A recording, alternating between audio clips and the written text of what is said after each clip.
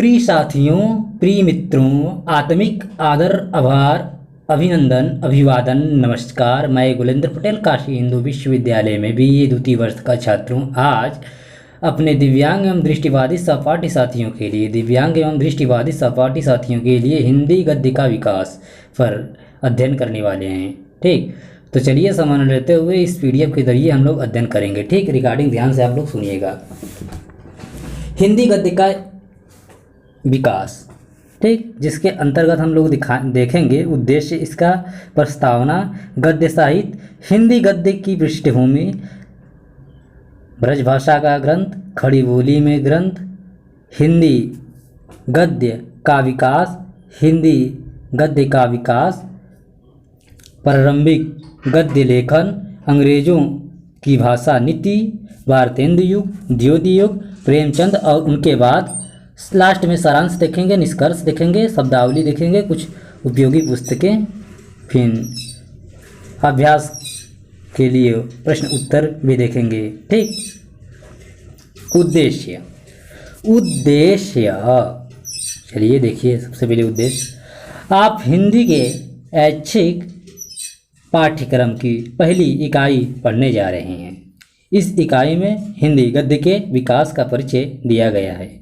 इस इकाई को पढ़ने के बाद आप गद्य एवं काव्य में अंतर कर सकेंगे, अंग्रेजों के समय में भाषा संबंधित विभिन्न दृष्टिकोणों को समझ सकेंगे, खड़ी बोली गद्य की आरंभिक स्थितियों का उल्लेख कर सकेंगे, भारतेंदु एवं द्वितीय युग के गद्य साहित्य के विकास का उल्लेख कर सकेंगे, प्रेमचंद एवं उसके बाद के गद्य साहित्य के विकास को संक्षेप में समझ सकेंगे, रचनाकारों के योगदान का उल्लेख कर सकेंगे। ठीक, चलिए प्रस्तावना देखते हैं। प्रस्तावना हिंदी ऐच्छिक पाठ्यक्रम 1 के अंतर्गत यह पहली इकाई है। इसमें हिंदी गद्य के आरंभ, विस्तार एवं विकास को बताया गया है। आधुनिक युग से पूर्व का साहित्य मुख्यतः पद्य में है। गद्य की कुछ रचनाएं अवश्य प्राप्त हुई हैं, लेकिन हिंदी साहित्य परंपरा में उनका विशेष महत्व नहीं है। गद्य की वास्तविक शुरुआत आधुनिक युग में ही हुई। ऐसा क्यों हुआ और गद्य के विकास की दशा क्या रही, इस पर हम इस इकाई में विचार करेंगे। गद्य साहित्य। आप उपन्यास पढ़ते होंगे, कहानियाँ पढ़ते होंगे या लेख पढ़ते होंगे, किंतु क्या आपने कभी सोचा है कि साहित्य के इन रूपों का विकास कैसे हुआ? इस इकाई में हम देखेंगे कि साहित्य के अंतर्गत गद्य का विकास किस प्रकार हुआ। आपने तुलसीदास, सूरदास, मीरा आदि की रचनाएं पढ़ी होंगी। आपने अनुभव किया होगा कि उपन्यास और कहानी से सूर, मीरा और तुलसी की रचनाएं भिन्न प्रकार की हैं। साहित्यिक भाषा में सूर, मीरा आदि की रचनाओं को छंदोबद्ध रचना या काव्य कहा जाता है, जबकि उपन्यास, कहानी, निबंध आदि को गद्य। इससे और स्पष्ट रूप से समझने के लिए आप तुलसीदास की इन पंक्तियों को देखिए। सिय राममय सब जग जानी, करऊं प्रणाम जोरी जुग पानी। अब नीचे दी गई पंक्तियों का मिलान तुलसीदास की उपयुक्त रचनाओं से करें। ये पंक्तियां आचार्य रामचंद्र शुक्ल के निबंध मित्रता से उद्धृत की गई है। मित्रता अर्थात हम लोग इंटर में इसको पढ़े हैं। ठीक, मनुष्य सामाजिक प्राणी है। अतः बालकपन से वृद्धावस्था तक वह अपने लिए संगीत खोजता रहता है। छोटे बच्चे भी अपने बराबर वालों के साथ खेलने, कूदने, हंसने, लड़ने में प्रसन्न रहते हैं। ठीक, दोनों उदाहरणों की तुलना करने पर आप स्पष्ट रूप से पहचान जाएंगे कि भाषा के इन दो प्रयोगों में क्या अंतर है। छंदोबद्ध रचना में गेयता तथा लय होती है, जबकि गद्य में भाषा व्याकरण के अनुरूप होती है। समस्त विश्व साहित्य में आरंभ से ही काव्य रचना का प्रमुख स्थान रहा है। भारत में जहाँ रामायण महाभारत जैसे महाकाव्यों की रचना हुई, वहाँ यूनान में इलियड, ओडिसी आदि लिखे गए। काव्य के अलावा नाटक भी लिखे गए हैं, उनमें भी काव्य की भाषा का प्रयोग अधिक हुआ। प्रश्न उठता है कि आधुनिक युग से पूर्व गद्य की बजाय पद्य में ही रचना क्यों होती रही। अपनी गेयता, छंदोबद्धता और लय के कारण काव्य को याद रखना सरल था। पहले जमाने में मुद्रण की सुविधाएं कम थी, इसलिए मौखिक परंपरा से पीढ़ी दर पीढ़ी साहित्य को आगे बढ़ाने में काव्य की भाषा सहायक थी। प्राचीन काल में गद्य में साहित्य रचना न होती हो यह बात नहीं है, पर इस प्रकार की रचनाएं संख्या में कम थीं। भावों की अभिव्यक्ति के लिए जहां काव्य रचना की जाती थी, वहां सैद्धांतिक निरूपण के लिए गद्य का प्रयोग भी होता था। संस्कृत साहित्य में भी गद्य का प्रयोग हुआ है। बाणभट्ट ने कादंबरी की रचना गद्य में ही की है। बाणभट्ट ने कादंबरी की रचना गद्य में ही की है। आप सब पंचतंत्र से भी परिचित होंगे। इसके लेखक थे विष्णु शर्मा। यह ग्रंथ भी गद्य में ही रचा गया है। आपको पता होगा कि पंचतंत्र शर्मा मतलब पंचतंत्र की कथा जो है, पंचतंत्र के रचयिता विष्णु शर्मा है और इस पुस्तक पर आधारित हितोपदेश की रचना की गई है। ठीक, अब आपके नारायण पंडित ने हितोपदेश की रचना किया है। अब आपके मन में यह प्रश्न उठ रहा होगा कि आधुनिक युग में काव्य की प्रमुखता के बजाय गद्य में लेखन क्यों शुरू हुआ और इसके क्या क्या कारण थे। शुरू से ही आप में विचार विनिमय के लिए एक अलग प्रकार की भाषा का प्रयोग होता था। यह साधारण बोल चाल की भाषा थी और इसका रूप काव्य से अलग था। भाषा के इस रूप को गद्य कहा गया था। भाषा का वह रूप जो उसकी व्याकरणिक संरचना के सर्वाधिक नजदीकी हो गद्य कहलाता है, जबकि पद्य में प्रमुखता व्याकरणीय नियमों की नहीं, छंद लय भाव की होती है। गद्य में लेखन वैसे तो प्राचीन काल से ही होता आ रहा था, लेकिन इसकी प्रमुखता मुद्रण प्रणाली के अस्तित्व में आने और समाचार पत्रों के प्रकाशित होने के बाद हुई। तो जाहिर सी बात है, जब मुद्रण प्रणाली नहीं था तो लोग कहानियों को एक जैसा हो याद नहीं कर सकते थे, निबंध रट नहीं सकते थे, उपन्यास रट नहीं सकते थे सेम टू सेम। इसलिए उस समय यह सब रचना नहीं हो ही रही होगी, क्योंकि हम पद्य को अर्थात काव्य को ज्यों का त्यों रट सकते हैं, याद कर सकते हैं लंबे समय तक अपने स्मृतियों में। ठीक, ये एक मुख्य कारण हम लोगों को यहाँ से पता चला। तो हम लोग कहाँ थे कि गद्य में लेखन वैसे तो प्राचीन काल से ही होता आ रहा था, लेकिन इसकी प्रमुखता मुद्रण प्रणाली के अस्तित्व में आने और समाचार पत्रों के प्रकाशित होने के बाद हुई। भारत में मुद्रण की आधुनिक प्रणाली का आरंभ अंग्रेजों के आने के बाद हुआ। समाचार पत्रों का आरंभ इसके भी बाद हुआ। मुद्रण की आधुनिक प्रणाली और यातायात के तेज साधनों ने समाचार पत्रों, पत्र पत्रिकाओं और पुस्तकों के प्रकाशन को प्रोत्साहित किया। इनके लिए गद्यात्मक भाषा ही उपयुक्त थी। मुद्रण प्रणाली और यातायात के आधुनिक साधनों का जैसे जैसे फैलाव होता गया, वैसे वैसे गद्य लेखन को प्रोत्साहन मिलता गया। अब हिंदी गद्य की पृष्ठभूमि देखेंगे हम लोग। ठीक, हिंदी गद्य की भूमिका, ठीक, पृष्ठभूमि। अब हम हिंदी गद्य साहित्य के प्रलयन एवं विकास की चर्चा करेंगे और देखेंगे कि हिंदी गद्य किस प्रकार विकसित होकर वर्तमान रूप में हमारे सामने आया। ठीक, या आई। ठीक, आधुनिक काल के आरंभ से पहले अर्थात 19वीं शताब्दी से पूर्व अन्य भारतीय भाषाओं की तरह हिंदी भाषा में भी गद्य की रचना बहुत अधिक नहीं थी। ठीक।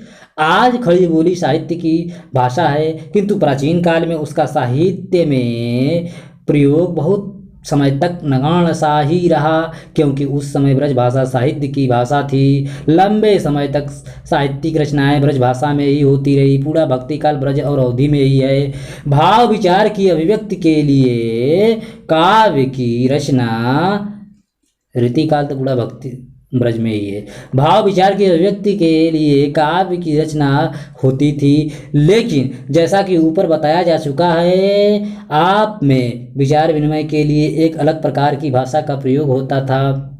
आपस में विचार विनिमय के लिए एक अलग प्रकार की भाषा का प्रयोग होता था। बोलचाल की यह भाषा गद्यात्मक थी। ब्रज भाषा के बोलचाल के इस रूप का प्रयोग गद्यात्मक रचनाओं में होता था। हिंदी गद्य के विकास की परंपरा की दृष्टि से ऐसी रचनाओं का महत्वपूर्ण स्थान है। आइए हम ऐसी प्रारंभिक गद्य रचनाओं के रूप से परिचय प्राप्त करें। ब्रज भाषा गद्य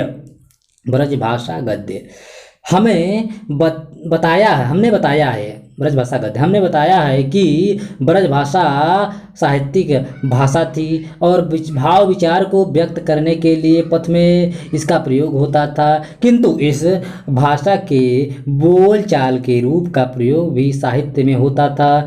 आप यह तो जानते ही होंगे कि विद्वानों की भाषा आम आदमियों की भाषा से भिन्न होती है और वे आपस में एक अलग प्रकार की भाषा का प्रयोग करते हैं। प्रायः साहित्य में ऐसी ही भाषा का प्रयोग होता है। ठीक, ऐसी ही भाषा का उपयोग किया जाता है, प्रयोग होता है। इसके ठीक विपरीत जन साधारण की भाषा साधारण बोलचाल की होती है। ठीक, इसलिए जब कोई विद्वान या उपदेशक अपने मत का प्रचार करना चाहता है तो उसे जन साधारण की भाषा में ही अपने मत का या विचार को समझाना पड़ता है। इस प्रकार गद्य के प्रणयन का एक कारण यह भी है कि इसके प्रयोग से लेखक अपना संदेश जनता तक सुगमता से पहुंचा सकता है। आरंभिक ब्रज भाषा गद्य का प्रयोग इसी उद्देश्य से हुआ है। काव्य ग्रंथों को आम जनता तक पहुंचाने के लिए टीकाएं लिखी गई। ये टीकाएं गद्य की भाषा में दिखाई पड़ती हैं। उस काल की गद्य रचना का एक उदाहरण देखिए। श्री गुरु परमानंद तीन को दंडवत है, हैं कैसे परमानंद आनंद स्वरूप हैं। शरीर जिन्नी के नित्य गए, ते शरीर चित्त निरु आनंदमय होतु है लिखा है ना। हिंदी साहित्य का इतिहास आचार्य रामचंद्र शुक्ल पृष्ठ संख्या 276 पर कहा गया है। वहाँ से ऊपरी लिखित गद्य रचना का काल संवत 1400 के आसपास माना जाता है। ठीक, 1400 संवत के आसपास माना जाता है। इस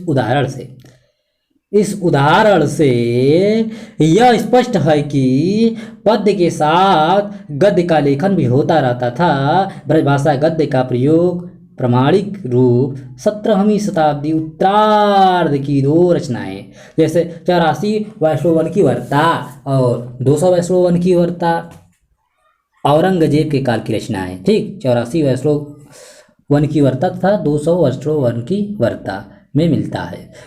इसमें वैष्णव भक्तों की महिमा व्यक्त करने वाली कथाएं लिखी गई है। इनकी रचना भक्ति काल के प्रचार के लिए की गई थी। इनमें से नीचे दिए गए उदाहरण में आप स्पष्ट देखेंगे कि इनमें गद्य भाषा व्यवस्थित तथा बोलचाल के रूप में है। सो श्री नंदगाम में रहा हतो, सो खंडन ब्राह्मण शास्त्र पढ़यो हो तो हतो। सो जितने पृथ्वी पर मत हैं, सबको खंडन कर तो ऐसो वांको ने में हतो। या ही ते सब लोगन ने वांको नाम खंडन पारावो रवो हतो। हिंदी साहित्य का इतिहास, रामचंद्र शुक्ल, पृष्ठ संख्या 277। इसी प्रकार की संवत 1660 के आसपास भक्त नाभादास की रचना अष्टयाम में ब्रज गद्य का जो रूप देखने को मिलता है, उसकी भाषा भी सामान्य बोल चाल की है, यद्यपि वह कुछ अधिक परिमार्जित है। ठीक। तब श्री महाराज कुमार प्रथम वरिष्ठ महाराज के चयन छुई प्रणाम करत भय, फिर ऊपर वृद्ध समाज तिनको प्रणाम करत भय, फिर राजाधिराज जू को जोहार करके श्री महेंद्रनाथ दशरथ जू निकट बैठे ते भय। हिंदी साहित्य का इतिहास आचार्य रामचंद्र शुक्ल के पृष्ठ संख्या 277 से उद्धृत है। ध्यान देने की बात यह है कि उस समय भाषा में गद्य की रचना छिटपुट रूप में भी होती थी, इसकी कोई विकसित परंपरा नहीं मिलती। आइए देखें कि इसके क्या कारण हो सकते हैं। इसका एक मुख्य कारण है ब्रज भाषा में गद्य की क्षमता का विकास न हो पाना। हुआ यह कि ब्रज भाषा सीमित ब्रज क्षेत्र की भाषा थी। विचारों को आदान प्रदान के लिए संपर्क भाषा के रूप में ब्रज भाषा अपने सीमित क्षेत्र में ही बनी रही। ब्रज क्षेत्र से बाहर संपर्क भाषा के रूप में इसका विकास नहीं हो पाया, इसलिए इसमें गद्य की क्षमता का भी विकास नहीं हो पाया। यही कारण है कि ब्रज भाषा काव्य के लिए ही बनी रही और खड़ी बोली ने गद्य का स्थान ले लिया, गद्य का स्थान ले लिया। खड़ी बोली में गद्य, खड़ी बोली में गद्य, खड़ी बोली में गद्य। देखिए, खड़ी बोली में गद्य। हमने देखा कि किन कारणों से ब्रज भाषा में गद्य की परंपरा आगे नहीं बढ़ पाई।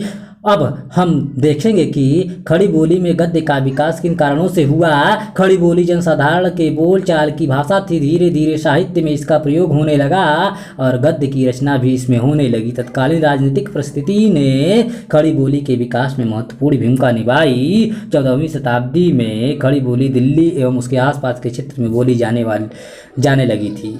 मुगल काल में शासन की सुविधा एवं जनता से संपर्क बनाने के लिए खड़ी बोली का प्रयोग प्रारंभ हुआ। मुगल भी बाहर से आए थे, उनकी मातृभाषा फारसी थी। जब खड़ी बोली का प्रयोग संपर्क भाषा के रूप में शुरू हुआ तो फारसी मिश्रित खड़ी बोली ने बोलचाल की नई शैली का जन्म हुआ।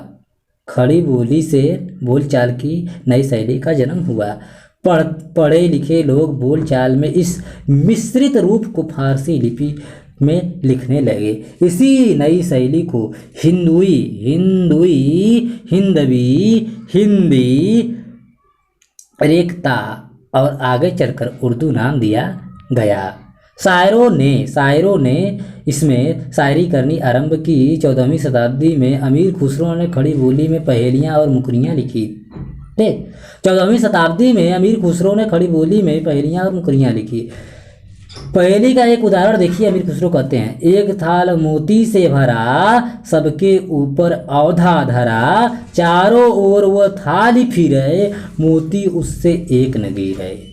आचार्य राम शुक्ल के अनुसार खुसरो ने खड़ी बोली में गद्य रचना भी की थी, लेकिन उसके प्रमाण नहीं मिल पाए। अमीर खुसरो के बाद खड़ी बोली का विकास दक्षिण के राज्यों में हुआ। डॉक्टर परमानंद पांचाल के अनुसार दक्षिणी हिंदी के रूप में वहाँ 14वीं से 18वीं सदी तक दक्षिणी हिंदी में अनेक साहित्यिक ग्रंथों की रचनाएं हुई, जिसमें गद्य की रचनाओं का महत्वपूर्ण स्थान है। ख्वाजा बंदा नवाज गैसू दराज 1322 से लेकर 1433 ईस्वी तक इनका समय। शाह महाराजी 1496, बुरहानुद्दीन जानम 1544 से 1583। मुल्ला वजूही जैसे साहित्यकारों ने अपनी काव्य रचनाओं के साथ गद्य रचना मतलब गद्य ग्रंथ भी लिखे। मुल्ला वजीद ने 1635 ईस्वी में अपने प्रसिद्ध गद्य ग्रंथ सब रस की रचना की, जिसका आरंभ इस प्रकार होता है। वे कहते हैं, अपने उसमें लिखते हैं सब रस में, मुल्ला वजीद 1635 में, नकल एक शहर था, शहर का नाम सिस्तान, इस सिस्तान के बादशाह का नाम अक्ल, दिन और दुनिया का सारा काम उस तय चलता, इसके हुक्म बाज जरी कई नई हिलता, वह 4 लोकों में इज्जत पाए हैं। इस प्रकार दक्षिणी हिंदी में लगातार गद्य साहित्य का विकास होता रहा। दक्षिणी हिंदी, देखिए, दक्षिणी हिंदी विकास और इतिहास, डॉक्टर परमानंद पंचाल की पुस्तक, पृष्ठ संख्या 111 पर। ठीक। मुगल साम्राज्य के विघटन से खड़ी बोली के विस्तार में महत्वपूर्ण भूमिका निभाई। मुगल साम्राज्य के विघटन ने खड़ी बोली के विस्तार में महत्वपूर्ण भूमिका निभाई। आपने देखा है कि खड़ी बोली मुगलों की संपर्क भाषा हो गई थी। जब अंतिम शक्तिशाली मुगल बादशाह औरंगजेब की मृत्यु हुई तो विशाल साम्राज्य को संगठित रखने के शक्तिवाद के किसी शासक में नहीं रही। दिल्ली, आगरा आदि पश्चिमी शहरों के स्थान पर लखनऊ, पटना, मुर्शिदाबाद आदि पूर्वी शहर समृद्ध हो चले। इसी कारण व्यापार की उन्नति के लिए व्यापारी वर्ग पूर्वी शहरों की ओर जाने लगे। चूँकि खड़ी बोली अब तक संपर्क भाषा बन चुकी थी, इसलिए इन व्यापारियों के साथ खड़ी बोली भी विस्तार पाती गई। इस प्रकार खड़ी बोली में गद्य की क्षमता का विकास होने लगा और उसमें गद्य की रचनाएं होने लगी। खड़ी बोली गद्य का प्रमाणिक रूप हमें मुगल बादशाह अकबर के दरबारी कवि गंग की रचना चंद छंद वर्णन की महिमा। खड़ी बोली गद्य का प्रमाणिक रूप हमें मुगल बादशाह अकबर के दरबारी कवि गंग की रचना चंद छंद वर्णन की महिमा में मिलता है। इसका रचना काल सन 1570 ईस्वी के आसपास माना जाता है।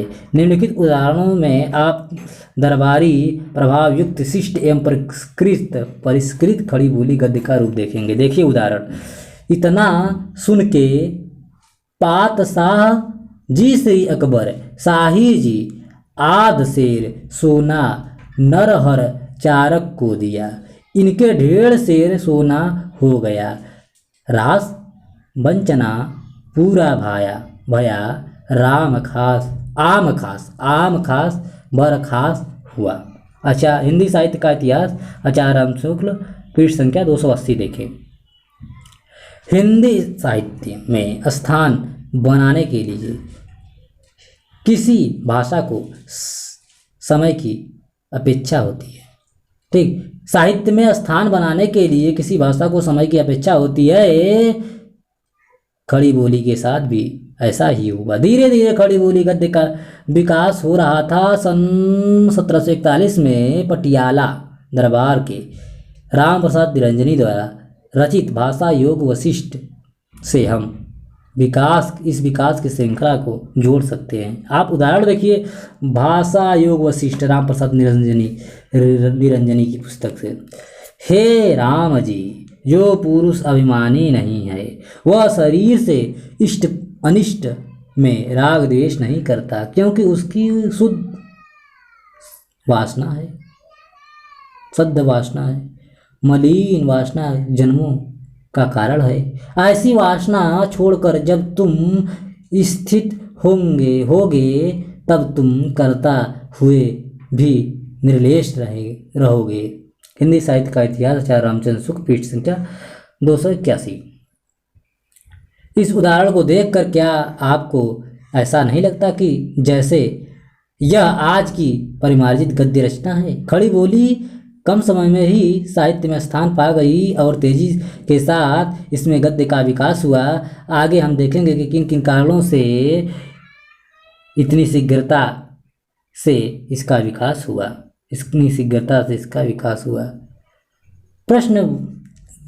बोध प्रश्न, आपने अब तक खड़ी बोली गद्य की पृष्ठ का परिचय प्राप्त किया अब नीचे कुछ बोध प्रश्न दिए जा रहे हैं। इन प्रश्नों को ध्यानपूर्वक पढ़िए और उनका उत्तर दीजिए। पाठ के अंत में दिए गए उत्तरों से इनका मिलान कीजिए। इससे आपको मालूम हो सकेगा कि आपने जो पढ़ा है उसे ठीक से समझा है या नहीं। अगर आप सही उत्तर दे सकेंगे तो पाठ को दोबारा पढ़िए, न दे सके तो दोबारा पढ़िए, दोबारा सुनिए वीडियो को, ठीक। आधुनिक काल से पूर्व साहित्य की रचना काव्य में होती थी। आधुनिक काल से पूर्व साहित्य की रचना काव्य में होती थी। नीचे दिए गए कारणों में से सही और गलत बताइए। काव्य में गेयता थी, इसको याद रखना आसान होता था। आधुनिक युग से पूर्व मुद्रण की आधुनिक प्रणाली का विकास नहीं हुआ था। काव्य अभिव्यक्ति का सबसे अक्षम रूप है।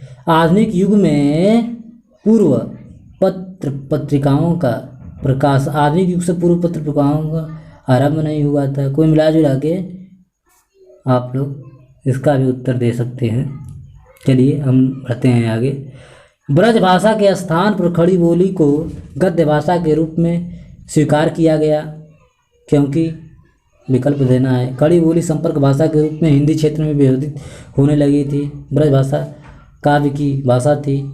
पद्य और गद्य की भाषा अलग अलग शैली होती थी। खड़ी बोली को राज प्रश्रय प्राप्त था।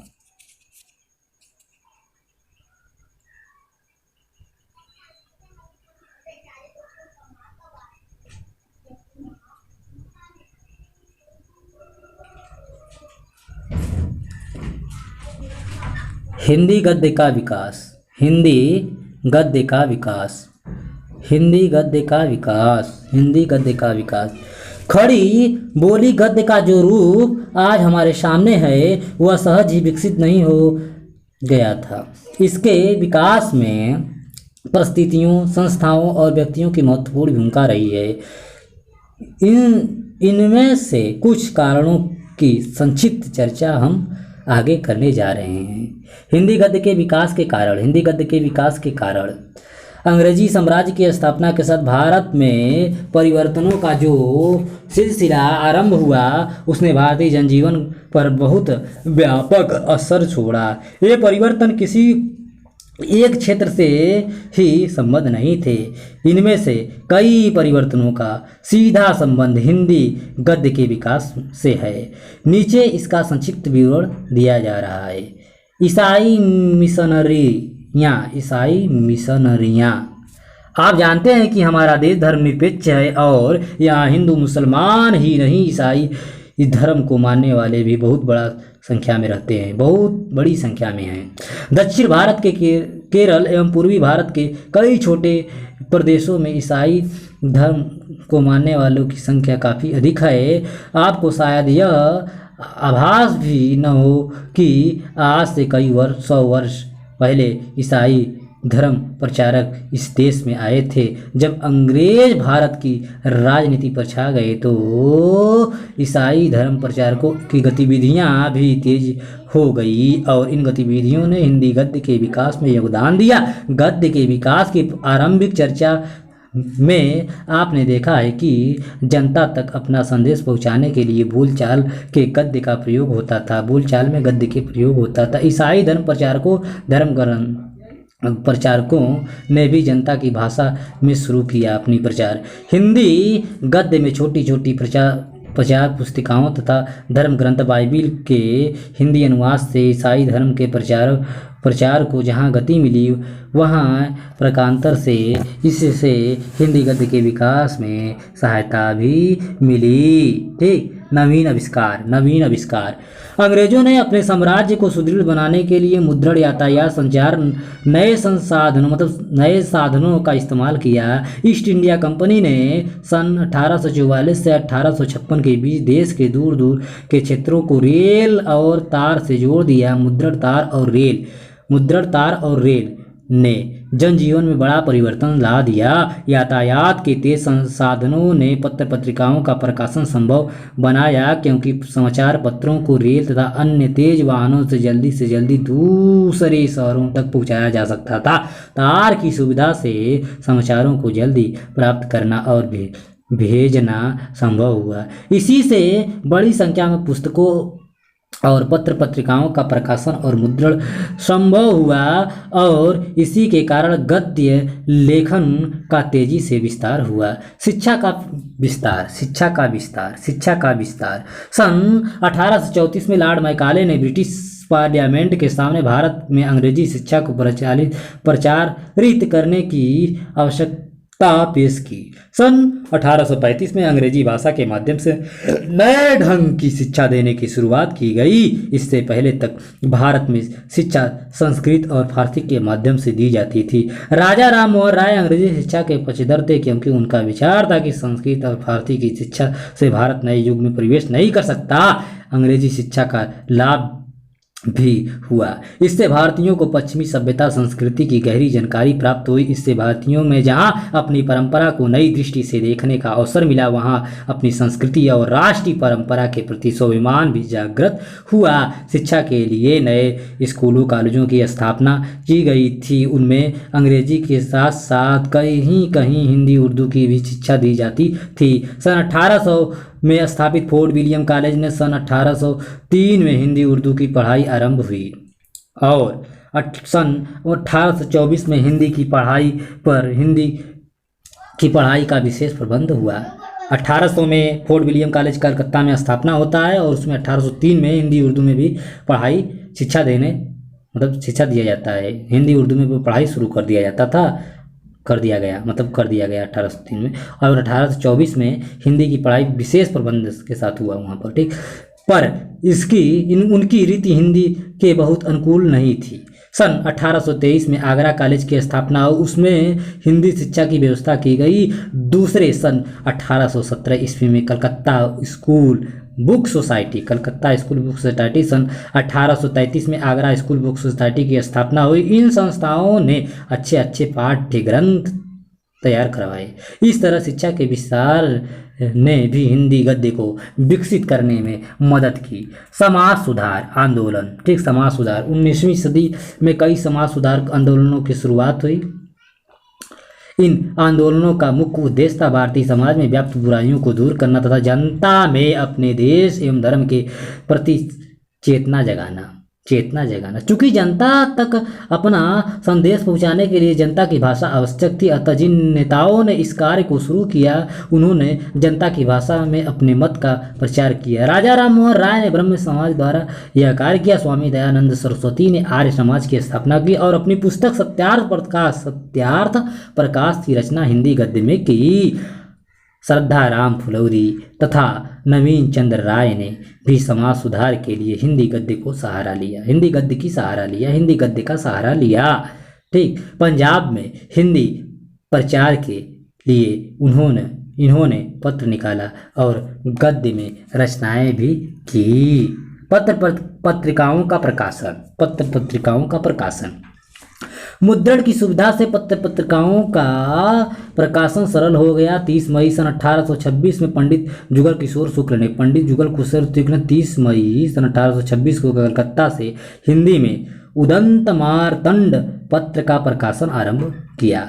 यह हिंदी का पहला समाचार पत्र था। यह साप्ताहिक पत्र था। उदंत मार्तंड नवयुग के आगमन की सूचना लेकर आया। उस समय हिंदी पाठकों की संख्या बहुत कम थी। लगभग डेढ़ वर्ष निकलकर 4 दिसंबर 1827 को यह अंक बंद हो गया। 1.5 वर्ष निकला, फिर 4 दिसंबर 1827 को यह बंद हो गया। पत्र निकालने का उद्देश्य स्पष्ट करते हुए पत्र ने अपने पहले अंक में लिखा था, मतलब उदंत मार्तंड के पहले अंक में लिखा गया था। यह उदाहरण देखिए जो लिखा गया है। यह उदंत मार्तंड अब पहल हिंदुस्तानियों के हित के हेतु जो आज तक किसी ने नहीं चलाया, पर अंग्रेजी जो पारसी को बंगले में जो समाचार का कागज छापता है, उसका सुख उन बोलियों के जानने और पढ़ने वालों को ही होता है। इससे सत्य समाचार हिंदुस्तानी लोग देखकर आप पढ़ वो समझ लेंगे, वो पढ़ाई अपेक्षा न करें, वो अपने भाषा की उपज न छोड़ें। इसलिए ठीक, हिंदी साहित्य का इतिहास में पृष्ठ संख्या 291 पर उद्धृत है। ठीक, आचार्य रामचंद्र शुक्ल के। हिंदी का दूसरा पत्र बंगदूत। बंगदूत का प्रकाशन 9 मई सन 1829 को कलकत्ता में हुआ। कलकत्ता से ही 1834 में प्रजामित्र नाम का तीसरा हिंदी पत्र प्रकाशित हुआ। हिंदी भाषी क्षेत्र से पहला समाचार पत्र 1844 में निकला था। इसका नाम बनारस था और इसे राजा शिव प्रताप सितारे हिंद ने निकाला था। 1846 में मौलवी नासरुद्दीन के संपादकत्व में मार्तंड नामक एक और पत्र प्रकाशित हुआ। इस तरह 19वीं सदी के पूर्वार्ध से कई समाचार पत्रिकाएं प्रकाशित हुए। 19वीं सदी के उत्तरार्ध में तो पत्रिकाओं की संख्या काफ़ी बढ़ गई। पत्रिकाओं ने हिंदी गद्य को विकसित और प्रमाणित करने में महत्वपूर्ण भूमिका निभाई। प्रारंभिक गद्य लेखन सन 1800 में अंग्रेजों के प्रयास से कलकत्ता में फोर्ट विलियम कॉलेज की स्थापना हुई। सन 1803 ईस्वी में इस कॉलेज के हिंदी उर्दू अध्यापक जॉन गिल क्राइस्ट ने हिंदी और उर्दू में पुस्तकें लिखाने का प्रयत्न किया। इन्होंने कई मुंशियों की नियुक्ति की। आचार्य हजारी प्रसाद द्विवेदी के अनुसार जॉन गिल क्राइस्ट प्रधान रूप से हिंदुस्तानी या उर्दू के पक्षपाती थे, परंतु वे जानते थे कि उस भाषा की आधारभूत भाषा हिंदुई थी। इसी आधारभूत भाषा की जानकारी के लिए उन्होंने कुछ भाषा मुंशियों की सहायता प्राप्त की। हिंदी साहित्य उसका उद्भव और विकास, पृष्ठ संख्या 226। ठीक, हजारी प्रसाद द्विवेदी। भाषा मुंशियों में श्री लल्लूलाल जी और पंडित सदल मिश्र ने हिंदी में गद्य पुस्तकें लिखी। भाषा मुंशी थे श्री लल्लूलाल जी और पंडित सदल मिश्र जी ने। ठीक, इसी समय दिल्ली निवासी मुंशी सदा सुखलाल जी ने बहुत ही सुंदर भाषा में भागवत की कथा का सुख सागर नाम से भाषांतर किया। लखनऊ में ही मुंशी इंसा अल्लाह खां रानी केसरी की कहानी नाम से एक ऐसी कथा लिखी जिसमें अरबी फारसी के शब्दों को हटाकर शुद्ध हिंदी लिखने की कोशिश की गई थी। हिंदी गद्य के आरंभिक विकास में इन चारों लेखकों का महत्वपूर्ण योगदान है, अर्थात श्री लल्लूलाल जी, पंडित सदल मिश्र, सदा सुखलाल, मुंशी इंसा अल्लाह खां। ठीक, मुंशी इंसा अल्लाह खां नियाज 1746 से 1824 उर्दू और फारसी के अच्छे लेखक और कवि थे। आचार्य हजारी प्रसाद द्विवेदी के अनुसार देखिए क्या कहते हैं आचार्य हजारी प्रसाद द्विवेदी मुंशी सदा सुखलाल के विषय में। कहते हैं इनकी भाषा कुछ निखरी हुई और सुव्यवस्थित है, पर तत्कालीन प्रचलित पंडिताऊ प्रयोग भी इनमें मिल जाते हैं। सुख सागर के अतिरिक्त विष्णु पुराण के प्रसंगों के आधार पर आपने एक अपूर्ण ग्रंथ की रचना की थी। सदा सुखलाल जी की भाषा में सहजता और स्वाभाविकता है। इनकी भाषा का एक उदाहरण दृष्टव्य है। देखिए, विद्या इस हेतु पढ़ते हैं कि तात्पर्य इसका जो सेवावृत्ति है वह प्राप्त हो और उससे निज स्वरूप में लय हुजिए। इस हेतु नहीं पढ़ते हैं कि चतुराई की बातें कह के लोगों को बहकाइए, ये फुसलाइए और सत्य छिपाइए, व्यभिचार कीजिए और सुरापान कीजिए और मन को कि तपोवृत्ति से भर रहा है निर्मल न कीजिए। हजारी प्रसाद द्विवेदी जी की उक्त टिप्पणी से उद्धृत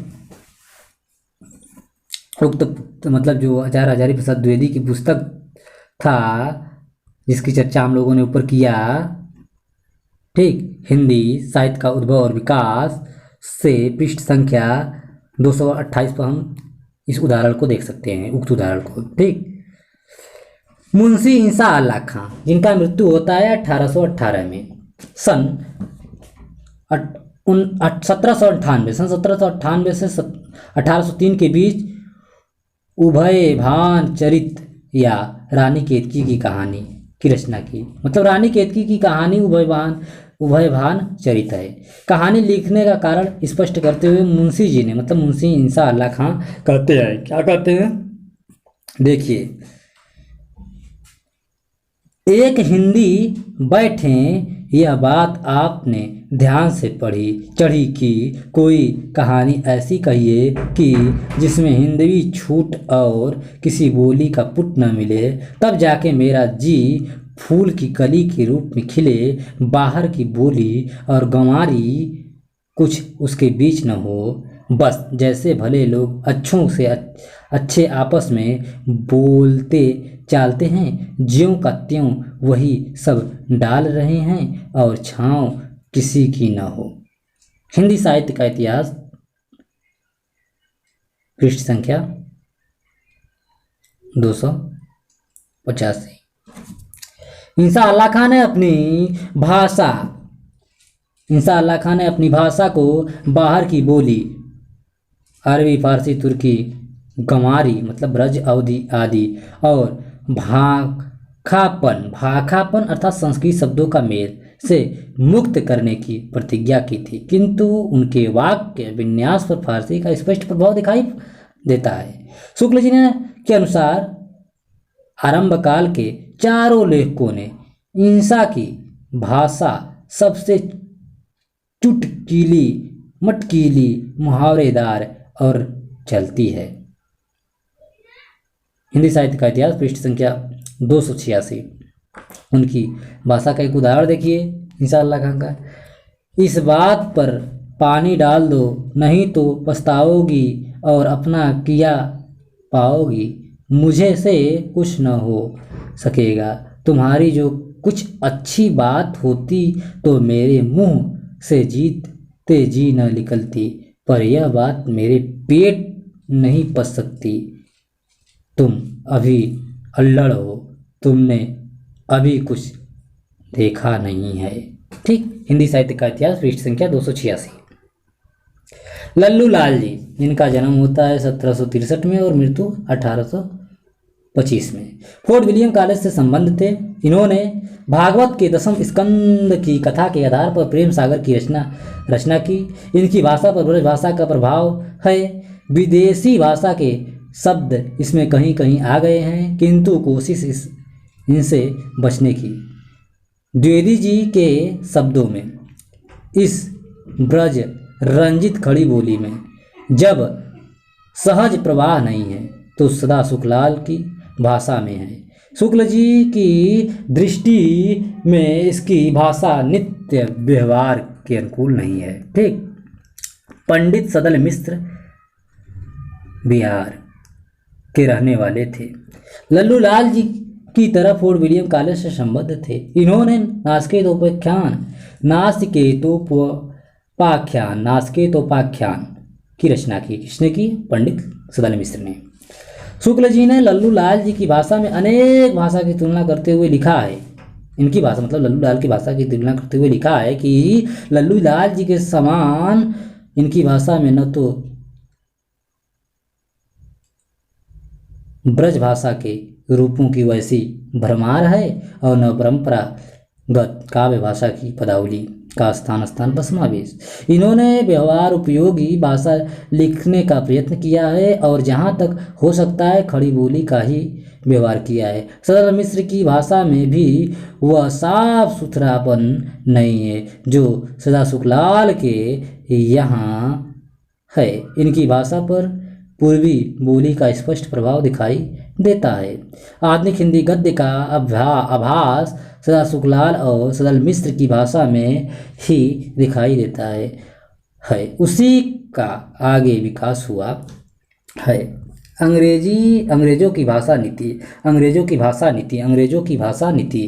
अंग्रेजों के आगमन से पूर्व यहाँ राजकाज की भाषा फारसी थी। लॉर्ड मैकाले के प्रयत्नों से कंपनी सरकार ने 1835 से अंग्रेजी शिक्षा के प्रचार का कार्य शुरू किया। सन 1836 तक फारसी भी फारसी की अदालत की भाषा थी, लेकिन यह भी महसूस किया जा रहा था कि फारसी से आम जनता को काफ़ी परेशानी हुई है। इसलिए सन 1836 में ही एक इश्तहारनामे के द्वारा संयुक्त प्रांत के सदर बोर्ड अदालतों की भाषा हिंदी कर दी गई और कहा गया कि जनता नागरी या फारसी किसी भी लिपि में अर्जी दे सकती है। सरकार के इस फैसले का विरोध हुआ और सन 1837 में अदालतों की भाषा उर्दू कर दी गई। उपर्युक्त विश्लेषण से स्पष्ट है कि 19वीं सदी के पूर्वार्ध तक हिंदी के विकास में सरकार की ओर से कोई मदद नहीं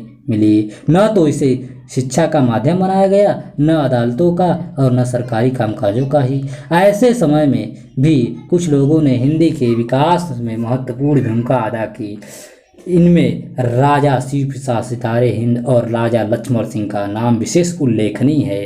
राजा शिव प्रसाद सितारे हिंद, जिनका जन्म होता है 1823 में और मृत्यु 1895 ईस्वी में। राजा शिव प्रसाद सितारे हिंद शिक्षा विभाग में इंस्पेक्टर पद पर नियुक्त थे।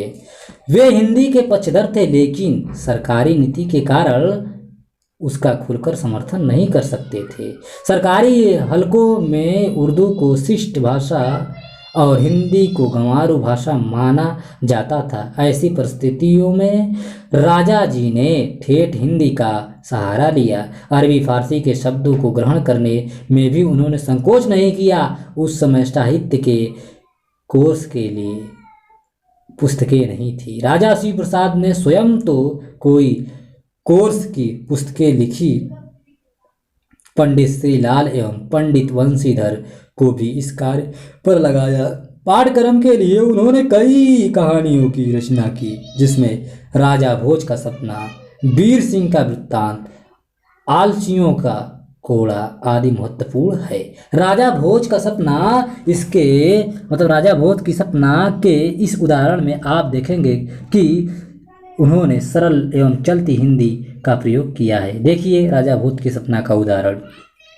वह कौन सा मनुष्य है जिसने महाप्रतापी राजा भोज का नाम न सुना हो।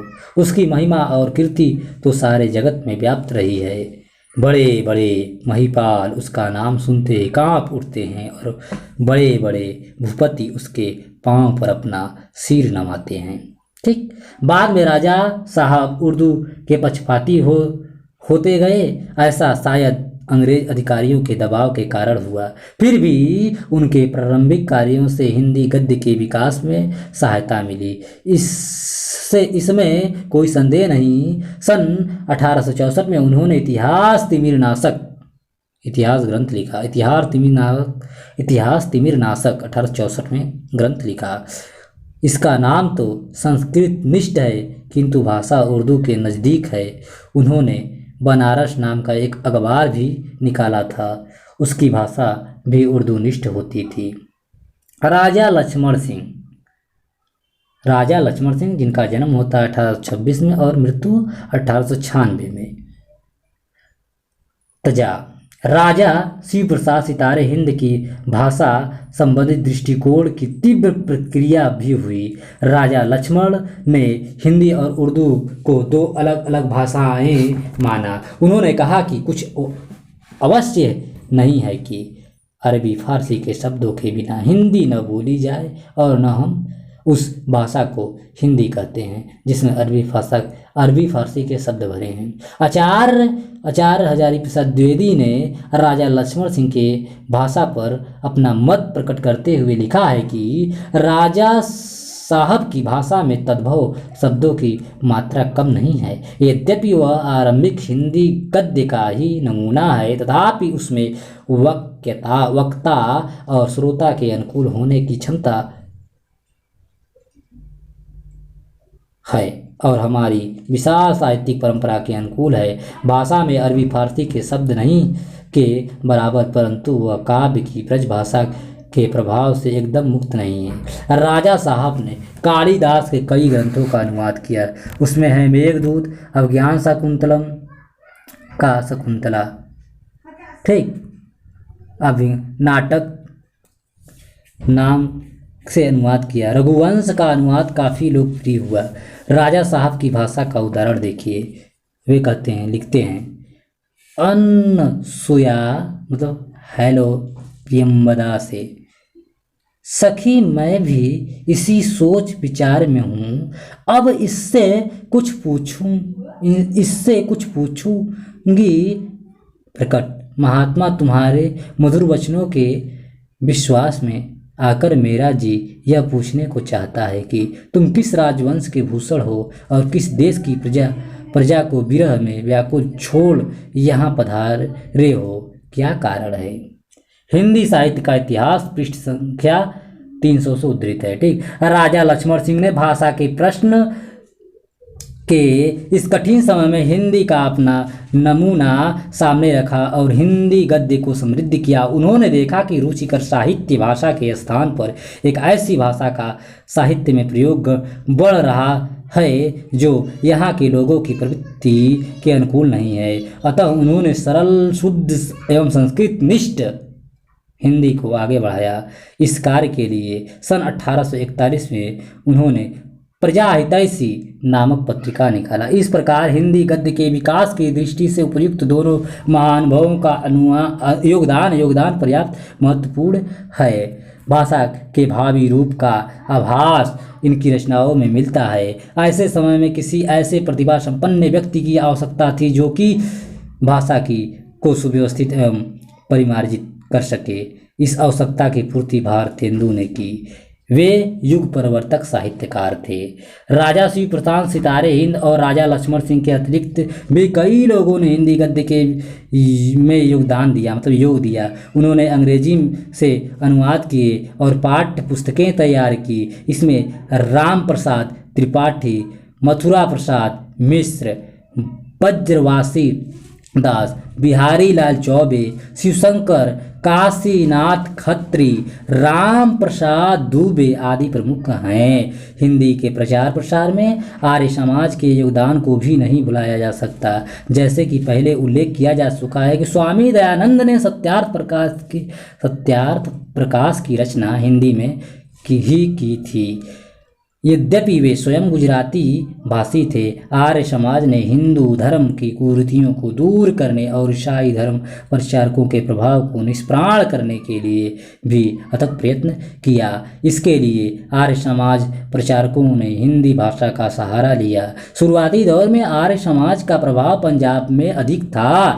स्वामी दयानंद के प्रयत्नों से पंजाब में हिंदी और संस्कृत को नवजीवन प्राप्त हुआ, लेकिन इससे पूर्व ही बाबू नवीन चंद्र राय और श्रद्धाराम फुलौरी ने पंजाब में हिंदी के लिए अथक प्रयत्न किया था।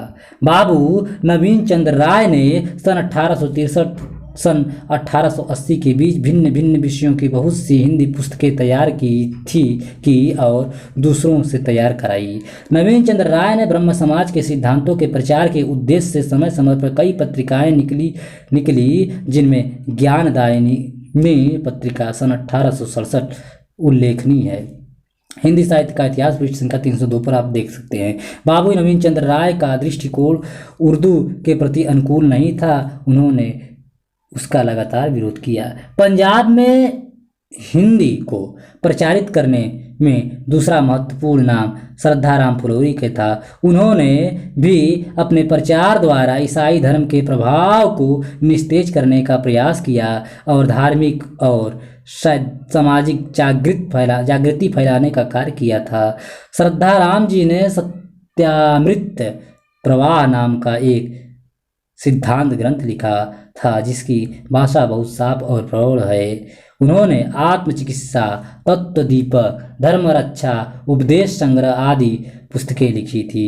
भाग्यवती नाम का एक सामाजिक उपन्यास भी लिखा था। यह उपन्यास सन 1873 में प्रकाशित हुआ। इस प्रकार 9वीं सदी के उत्तरार्ध तक आते आते हिंदी गद्य का व्यापक व्यवहार होने लगा और साहित्य रचना के लिए आवश्यक जमीन तैयार हो चुकी थी। ऐसे समय भारतेंदु हरिश्चंद्र जैसे महान व्यक्तित्व का आगमन हुआ जिनके प्रयासों से हिंदी गद्य को एक नई ऊर्जा प्राप्त हुई। ठीक,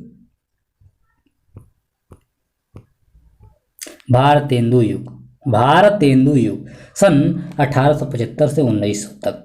सन 1875 से 1900। भारतेंदु हरिश्चंद्र का जन्म बनारस के एक धनी परिवार में 2 सितंबर सन 1850 को हुआ। इनके पिता गोपाल चंद्र भक्त तथा साहित्य प्रेमी थे।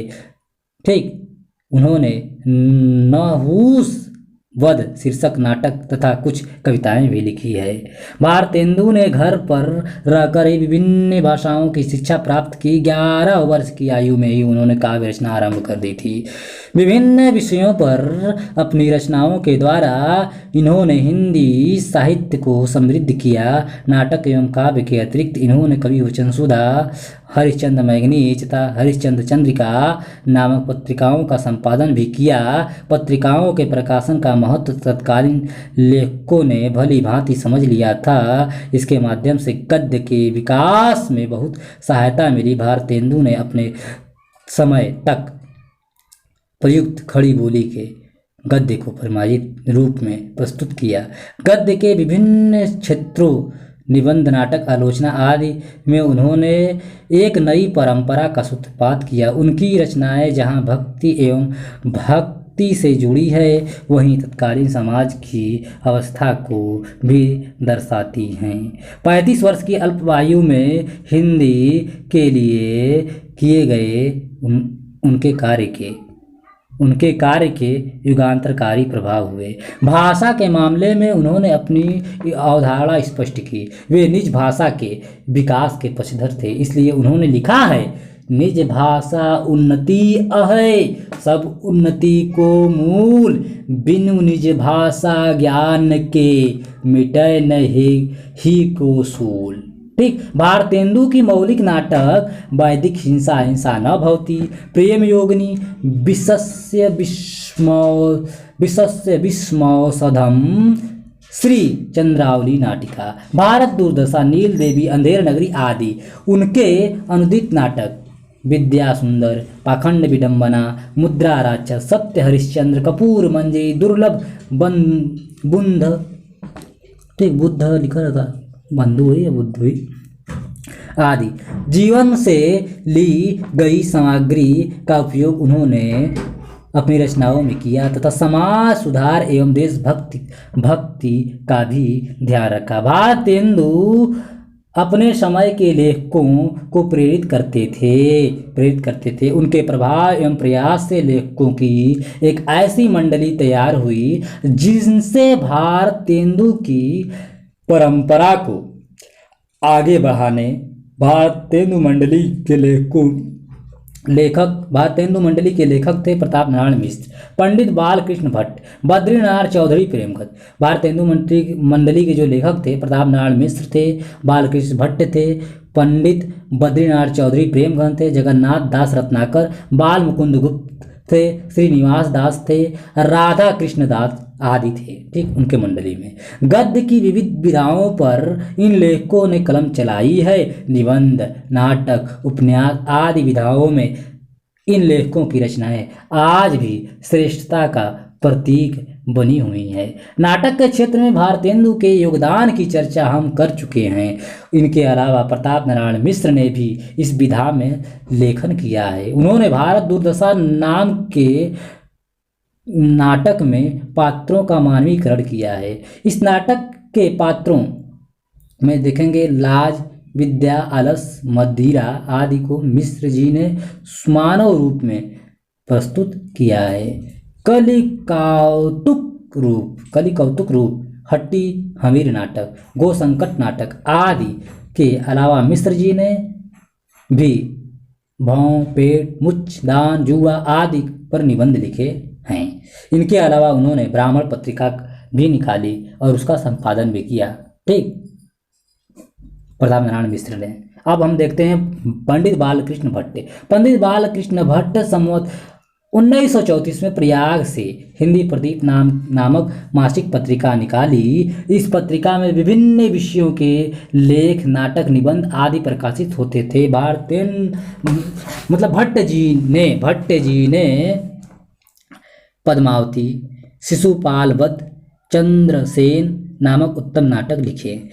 100 अजान, एक सुधा, नूतन ब्रह्मचारी उपन्यास की रचना के अलावा इन्होंने आँख, कान, नाक आदि विषयों पर ललित निबंध भी लिखे हैं। ठीक, अब हम लोग देखेंगे चौधरी बद्री नारायण प्रेमघन, मतलब बद्री नारायण चौधरी प्रेमघन ने भारतेंदु से प्रेरणा पाकर भारत सौभाग्य वीरांगना रहस्य नामक नाटक की रचना की। इन्होंने अर्ध गांधार्य एवं सूक्ष्म विचार से युक्त निबंधों की रचना की। आनंद कादम्बिनी मासिक पत्रिका के अलावा एक साप्ताहिक पत्र नीरद भी निकाला। किसने? तो बद्रीनारायण चौधरी प्रेमघन ने। ठीक, बाल मुकुंद गुप्त ने हिंदी निबंध को अत्यधिक समृद्धि प्रदान की। आप इनके निबंध को आगे पाठों में पढ़ेंगे। शिव शंभू के चिट्ठे बाल मुकुंद गुप्त की बहुत प्रसिद्ध रचना है। लाला श्रीनिवास दास ने प्रहलाद चरित, तप्ता संवरण, रणधीर प्रेम मोहिनी तथा संयोगिता स्वयंवर वही हर्षवर्धन की बहन की कहानी है।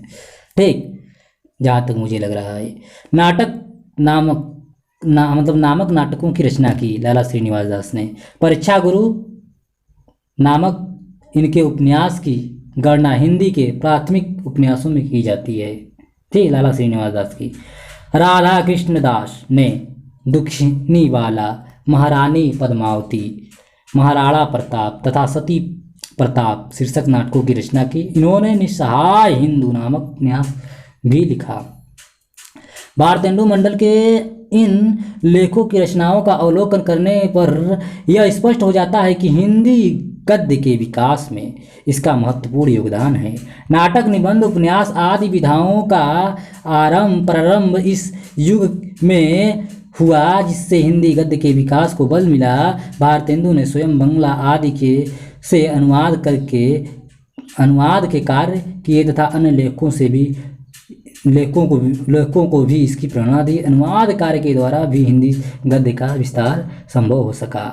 भारतेंदु के लेखकों में एक तरह का फक्कड़पन और मस्ती थी। उनमें कुछ नया कर गुजरने की ललक थी और राष्ट्रीय भावना से प्रेरित होने के कारण अपने दायित्व का एहसास भी था। भारतेंदु युग में जहाँ हिंदी गद्य का साहित्यिक संस्कार हुआ, वहीं गद्य की कई विधाओं का श्रीगणेश भी हुआ। फिर भी इस समय तक इन विधाओं ने स्वतंत्र और प्रौढ़ रूप धारण नहीं किया था। यह कार्य द्विवेदी युग में संपन्न हुआ। भारतेंदु में यद्यपि गद्य की भाषा खड़ी बोली थी और कभी कभार खड़ी बोली में भी पद्य रचना हुई, किंतु काव्य की भाषा ब्रज भाषा ही बनी रही और गद्य की भाषा का द्वंद्व बना रहा। द्विवेदी युग में इस द्वंद्व का भी समाहार हो गया और गद्य पद्य दोनों की रचना खड़ी बोली में होने लगी। द्विवेदी युग हम देख चुके हैं कि भारतेंदु जैसे द्विवेदी युग अर्थात सन 1900 से 1920 तक, ठीक, 1850 से लेकर 1900 चला था, मतलब 57 क्रांति जो होता है, प्रथम स्वतंत्रता संग्राम, वहाँ से लेकर हम भारतेंदु युग देख सकते हैं। तो हम देख चुके हैं कि भारतेंदु जैसे प्रतिभा संपन्न व्यक्ति के कारण हिंदी गद्य के विकास में किस प्रकार गति आई। उनकी प्रेरणा से लेखकों की एक मंडली भी तैयार हो गई थी। इस मंडली ने अपने लेखों से हिंदी गद्य को समृद्ध किया था। इस दौर में अंग्रेजी पढ़े लिखे लोगों ने भी हिंदी में लेखन का कार्य किया था। इस युग के लेखकों की दृष्टि हिंदी के प्रचार प्रसार पर अधिक थी, अतः इनकी भाषा में त्रुटियां नजर आती हैं। स्वयं भारतेंदु मंडल के लेखकों में भाषागत दोष थे। वे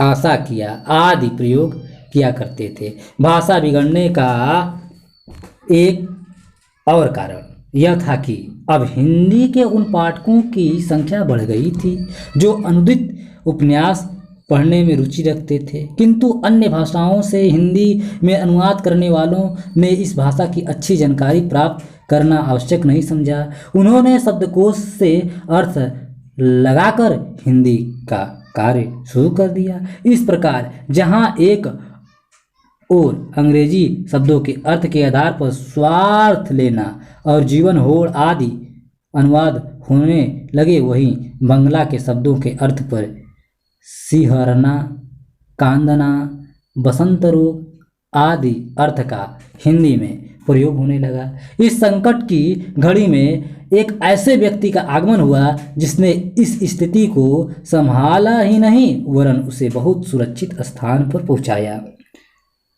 इस प्रतिभा संपन्न व्यक्ति का नाम था पंडित महावीर प्रसाद द्विवेदी। इन्होंने सरस्वती पत्रिका के माध्यम से भाषा के परिमार्जन का महत्वपूर्ण कार्य किया। ये भी युग पुरुष थे हिंदी साहित्य में। सरस्वती पत्रिका का प्रकाशन इंडियन प्रेस इलाहाबाद से सन 1900 में शुरू हुआ। सन 1903 से इसके संपादक आचार्य महावीर प्रसाद द्विवेदी बन गए। द्विवेदी जी सरस्वती पत्रिका के सन 1920 तक संपादक रहे। हिंदी गद्य के विकास में ही नहीं, हिंदी भाषा और साहित्य के विकास में भी सरस्वती का अप्रतिम योगदान है। सरस्वती को द्विवेदी के संपादन में जितनी प्रतिष्ठा प्राप्त हुई उतनी किसी अन्य हिंदी पत्रिका को प्राप्त नहीं हुई। द्विवेदी जी के संपादकत्व में सरस्वती ने 20वीं सदी के आरंभिक 2 दशकों के प्रतिनिधि साहित्य को प्रस्तुत करने का मंच प्रदान किया। सरस्वती ने उस समय की राष्ट्रीय आकांक्षाओं को वाणी दी। सरस्वती ने ज्ञान विज्ञान के नए नए क्षेत्रों में प्रवेश किया और यह प्रमाणित किया कि हिंदी में भी जटिल से जटिल विषयों को प्रस्तुत करने की क्षमता निहित है। सरस्वती ने हिंदी गद्य की सभी विधाओं एवं संपन्न बनाने का महत्वपूर्ण प्रयत्न किया। सरस्वती ने हिंदी गद्य को प्रतिष्ठित रूप दिया, उसमें व्यापक अनगढ़पन और अराजकता को समाप्त कर उसे एक रूपता प्रदान की। सरस्वती ने हिंदी गद्य और पद्य की भाषा के द्वंद्व को समाप्त किया और पद्य के लिए भी खड़ी बोली को सुनिश्चित किया। ऊपर गिनाए गए ये सभी कार्य ऐतिहासिक महत्वों के हैं और सरस्वती ने ये सभी कार्य महावीर द्विवेदी के संपादकत्व में किया था। आचार्य महावीर प्रसाद द्विवेदी का जन्म सन 1826 में होता है, मतलब 1826 से 1938 तक, 1861 में उनका जन्म होता है महावीर प्रसाद द्विवेदी का। ठीक, महावीर प्रसाद द्विवेदी, आचार्य महावीर प्रसाद द्विवेदी 1861 से 1938 तक स्वयं कवि थे, लेकिन उन्हें कवि के रूप में उतनी प्रतिष्ठा नहीं मिली जितनी अपने निबंध और समालोचना के कारण मिली थी। द्विवेदी जी ने सबसे बड़ा काम यह किया कि उन्होंने सरस्वती में प्रकाशन के लिए आने वाले रचनाओं और भाषाओं को सुधार कर परिमार्जित और एक रूप किया। द्विवेदी जी भाषा के प्रति बहुत सजग रहते थे और उनकी कोशिश रहती थी कि खड़ी बोली हिंदी अपना मानक रूप ग्रहण करे, क्योंकि इसके बिना किसी महान साहित्य की रचना करना संभव नहीं था। द्विवेदी जी ने उस युग की राष्ट्रीय चेतना और नव जागरण की भावना को पूरी तरह आत्मसात किया था और उसे ही हिंदी साहित्य के लिए आदर्श मानते थे। उन्होंने साहित्य के मध्ययुगीन आदर्शों का विरोध किया, रीतिकालीन भावबोध और कला रूपों को अस्वीकार किया और अपने युग और समाज की जरूरतों के अनुकूल साहित्य रचने की प्रेरणा लेखकों में जगाई। उन्होंने साहित्य को समाज से जोड़ा। उन्होंने साहित्य को ज्ञान से जोड़ते हुए कहा कि ज्ञान राशि का संचित कोश ही साहित्य है, ज्ञान राशि का संचित कोश ही साहित्य है। उन्होंने स्पष्ट रूप से घोषणा की कि किसी देश की उन्नति अगर देखनी हो तो उस देश के साहित्य को देखना चाहिए, उस देश के साहित्य को देखना चाहिए। उन्होंने बुद्धिजीवियों का आह्वान किया कि वे अपनी भाषा में उत्कृष्ट साहित्य की रचना करें और अपने देश और समाज को नई दिशा दें। महावीर प्रसाद द्विवेदी की सरस्वती के माध्यम से प्रेमचंद मैथिली, शरण गुप्त, माधव प्रसाद मिश्र, बाल मुकुंद गुप्त, नाथूराम शर्मा, अयोध्या सिंह उपाध्याय, हरिऔध रामचंद्र शुक्ल, पदम सिंह शर्मा आदि लेखकों को ख्याति मिली और उनका महत्वपूर्ण साहित्य जनता तक पहुंचा। द्विवेदी युग में गद्य की विभिन्न विधाओं का महत्वपूर्ण साहित्य लिखा गया। विशेष रूप से उपन्यास, कहानी, निबंध और आलोचना के क्षेत्र में इस युग में महत्वपूर्ण काम हुआ। इस युग में इन विधाओं का अपना स्वतंत्र व्यक्तित्व बना और इसी स्वतंत्र व्यक्तित्व की नींव पर बाद में गद्य विधाओं ने में महान साहित्यकार और महान रचनाएं दी। कहानी उपन्यास के क्षेत्र में प्रेमचंद्र, नाटक के क्षेत्र में जयशंकर प्रसाद, निबंध के क्षेत्र में बाल मुकुंद गुप्त, पूर्ण सरदार पूर्ण सिंह, आचार्य रामचंद्र शुक्ल तथा आलोचना के क्षेत्र में आचार्य रामचंद्र शुक्ल इसी युग के देन थे। इसके अतिरिक्त जीवनी, आत्मकथा, संस्मरण, यात्रा विवरण जैसी कई नई विधाओं में भी महत्वपूर्ण लेखन हुआ। आगे हम द्विवेदी युग में गद्य की विभिन्न विधाओं पर संक्षिप्त में परिचय देंगे। गद्य की विविध विधाओं का विस्तृत अध्ययन आगे अगली इकाई में करेंगे। नाटक नाटक नाटक नाटक